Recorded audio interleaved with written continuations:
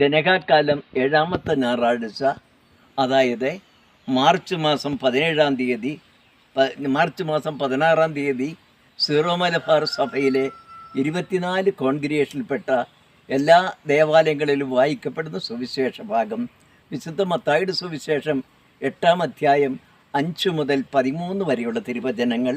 ശതാധിപൻ്റെ ഭൃത്യൻ. യേശു കപ്പർനാമിൽ പ്രവേശിച്ചപ്പോൾ ഒരു ശതാധിപൻ അവൻ്റെ അടുക്കൽ വന്ന് യാചിച്ചു, കർത്താവേ, എൻ്റെ ഭൃത്യൻ തളർവാദം പിടിപെട്ട് കഠിനവേദന അനുഭവിച്ച് വീട്ടിൽ കിടക്കുന്നു. യേശു അവനോട് പറഞ്ഞു, ഞാൻ വന്ന് അവനെ സുഖപ്പെടുത്താം. അപ്പോൾ ശതാധിപൻ പ്രതിവചിച്ചു, കർത്താവേ, നീ എൻ്റെ ഭവനത്തിൽ പ്രവേശിക്കുവാൻ ഞാൻ യോഗ്യനല്ല.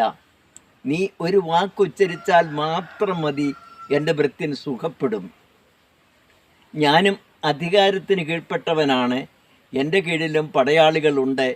ഒരുവനോട് പോവുക എന്ന് പറയുമ്പോൾ അവൻ പോകുന്നു, അവനോട് വരിക എന്ന് പറയുമ്പോൾ അവൻ വരുന്നു.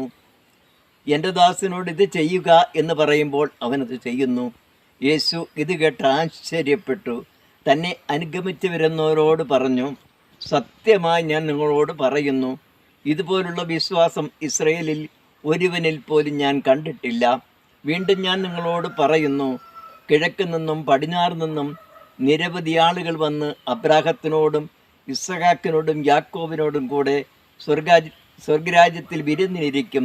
രാജ്യത്തിൻ്റെ മക്കളാകട്ടെ പുറത്തുള്ള അന്ധകാരത്തിലേക്ക് എറിയപ്പെടും. അവിടെ വിലാപവും പല്ലുകടിയുമായിരിക്കും. യേശു ശതാധിപനോട് പറഞ്ഞു, പൊയ്ക്കൊള്ളുക, നീ വിശ്വസിച്ചതുപോലെ നിനക്ക് ഭവിക്കട്ടെ.